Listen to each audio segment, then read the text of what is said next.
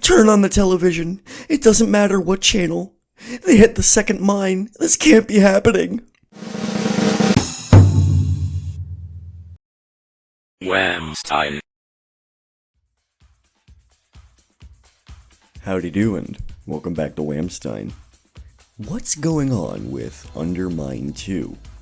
If you don't know what Undermine is, I already made a video about the first one, but it kind of sucks and has a really stupid audio error I haven't fixed and I really don't care to, so I'll summarize the video here for you.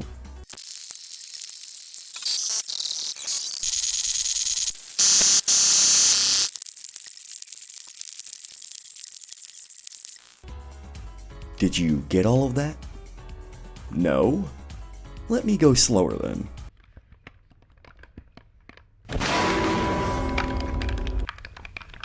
Oh hey.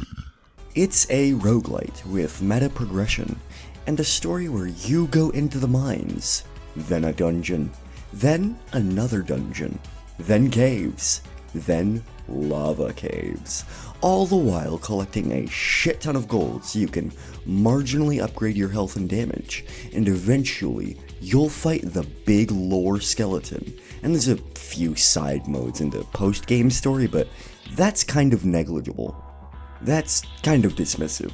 But the beauty in Undermine, and most roguelites for that matter, is their simplicity, and the ability to just pick up and play without having to keep some kind of journal to remember what you were doing last time. So this begs the question, why make a sequel? Joke's on you, they didn't. Technically not. And by that I mean the game's not out yet, it's in early access. Why am I reviewing an early access game? That's not fair. Well, I chose to wait until I beat at least one full run of the game to actually review it, so I could get somewhat of a full perspective of the big picture. It only took me 12 hours, but I finally did it, and if you think that's too long into the game to be a single run, then you're stupid and I hate you. It took me like 30 hours to beat my first Gungeon run. I was also like a lot younger then too. Regardless, just shut up, okay? Stop questioning my decisions all the time. Always naysaying, you fucking dick. Undermine 2 picks up not long after the events of 1. The wizard that guided us in the first game turned into an evil god skeleton, so he's not the one sending us on quests anymore. In fact, there's several, mini quests now with different quest givers. Save Black Rabbit, go kill this guy, find the potion girl, kill this guy, save 2 idiots behind a rock, kill this guy, and many more. Usually they'll have to be done across multiple runs too, which I think that's neat. It actually encourages you to keep doing runs and go on different routes, which more roguelites, I think, need. Give me a better reason than just unlocking a mediocre item to do challenges and experiment, you know? Give me a dialogue box and an unlock. Fuck yes. On top of that, there's a distinct change in how this game works compared to the last one. Dibble's gay little forge is a good example of this. Previously, he would sell us direct upgrades to damage, health, defense, throw range, shit like that. Now he sells special specific augments depending on which character you're playing. That's another major departure from the first game. There's different playable characters, not just Miner Boy and Miner Girl. Not children, but, you know, we getting gold in this bitch. But people like Inquisitor Dante, who became my favorite to play, and you'll see a lot of gameplay of him in the background here. He's extremely fun. You can also play as Black Rabbit. I do not like playing as Black Rabbit. It reminds me she exists, and that's bad because I don't like Black Rabbit. The different characters have vast differences in how they play. For example, the Miner has a short-reaching melee strike, but it's fast, has good damage, and attacks in a small arc, so there's some room for maneuverability and positioning. Dante, on the other hand, has a whip for his melee strike. It has longer range and can go through fucking walls. but it goes in a straight line, is slower, and will only do maximum damage when striking at the end of the whip. Also, when hitting with a tip, it causes a shockwave, or when upgraded, a fire wave, which... Actually, no, I'll get into that later, maybe. Their ranged attacks are different too. The miner tosses their pickaxe like a boomerang, whereas Dante tosses a fireball. They both have their advantages and disadvantages, and so far it doesn't feel like anyone is just objectively better, at least to me, which is how it should stay. Character play surveys show Dante isn't popular, but that's okay. It's rare to have discerning taste these days. Another humongous departure from Undermine 1. 2 is an RPG.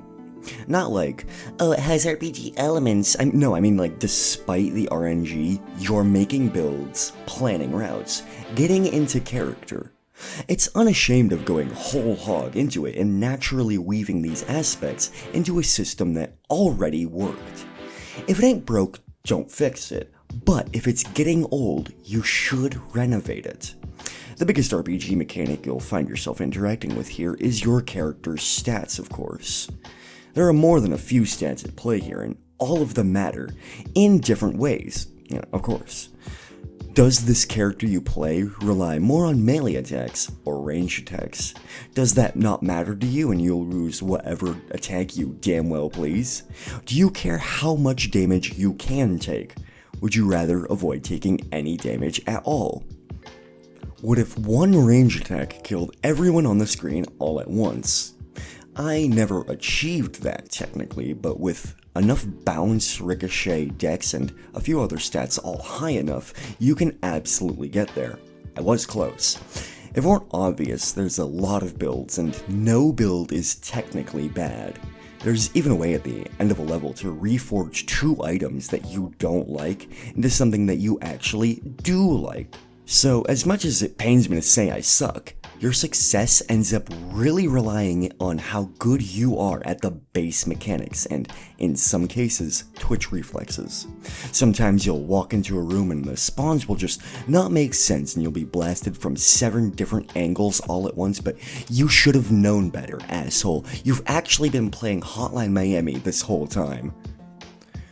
If it weren't obvious from me stating it over and over and over again, I really like this game. It improves on Undermine 1, but doesn't make that game irrelevant due to all the changes in structure, levels, gameplay, new characters, and continuing the story from last time.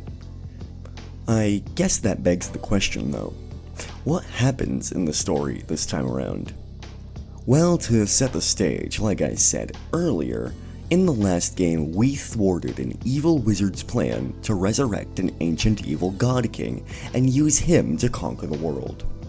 Well, with him having been, like, the manager of the mines, his position needed filled after we killed him. So now we have to deal with this bitch named Camilla. The mines are a very important resource right now since the kingdom is preparing to go, or currently is at, I don't remember. War is on, like, the horizon. Well, depending on who you play as, you're either here to mine gold, get rich by stealing gold, or cleanse this place of sin and monsters. Along your path, deeper into the mines, you'll come across many an interesting face in need of help, or in the archives, you beat the absolute shit out of a scheming eunuch. Overall, it appears we're just preparing for war, and other than that, I don't really think there's that much more story going on. Not so far, at least. That's a little sad, because I actually really enjoyed the story aspect of Undermine 1, and 2 seemed to be improving on everything that I thought could possibly be improved story-wise. Then again, of course, this is still early access. It's not finished. To treat it like this is where it ends forever would be dumb and disingenuous, so all I can say is, I can't wait to see where it goes. There is more world building, such as the goblins and the frogs and the final level of the one route, but that's not story, that's lore. Those are completely different things. Don't let a Dark Souls fan tell you they're the same thing. I guess that's all there is for now. The game is still actively being developed very diligently. It gets regular major updates. In fact, just as I finished this script, they put out the next major update drop, so by the time this goes out, there'll be even more content to mess with, including a brand new boss, ooh la la. Undermine 2 is a shining example of what a sequel can be, and it gets my utmost recommendation. Like, this game is seriously my favorite game in this genre by far, and it's only getting better. Go play it yourself, and you'll see, yeah? I know this video was kind of short. Like, extremely short for my standards. Half the, length that my videos usually are. Sorry for that, I guess, but it's the first time I've reviewed a sequel to a game I've already covered, so I'm kinda getting the hang of this. Also, I have a bunch of giant scripts I need to work on, so a little break was a welcome necessity. I hope this was at least entertaining. Thanks for sticking around. I've been Whamstein. You have yourself a good night. Ciao.